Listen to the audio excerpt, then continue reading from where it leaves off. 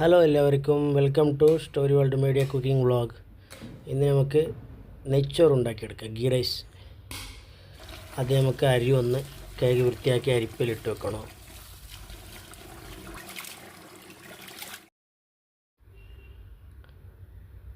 പാത്രം ചൂടായി നമുക്ക് ഓയിൽ ഒഴിച്ച് കൊടുക്കാം.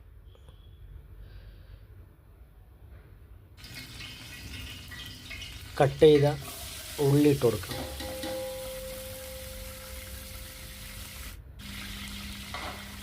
ജസ്റ്റ് ഒന്ന് ഇളക്കി കൊടുക്കും.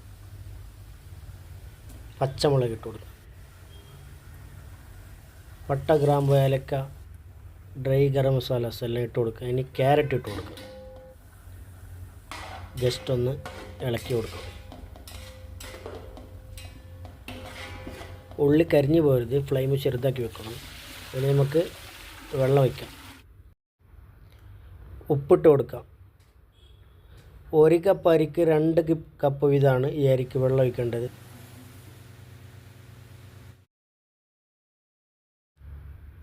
വെള്ളം നന്നായി തിളക്കുന്നുണ്ട്. ഇനി നമുക്ക് അരി ഇട്ട് കൊടുക്കാം.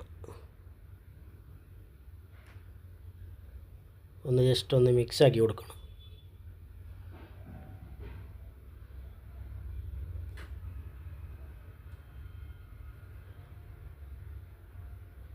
നാരങ്ങ നീര് ആഡ് ചെയ്യണം.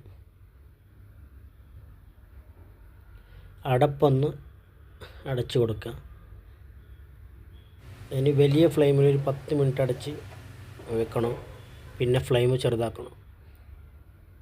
ഏകദേശം വെന്ത് ഇനി നമുക്ക് നെയ്യ് ഒഴിച്ച് കൊടുക്കാം. ഇവിടെ ക്വാണ്ടിറ്റി കൂടുതലായതുകൊണ്ട് കണക്കും കാര്യങ്ങളൊന്നും പറയുന്നില്ല. ഡിസ്ക്രിപ്ഷനിലുണ്ട്, അതൊന്ന് ചെക്ക് ചെയ്യുക, സാധനങ്ങൾ എത്ര ചേർക്കണം എന്ന് പറഞ്ഞിട്ട്.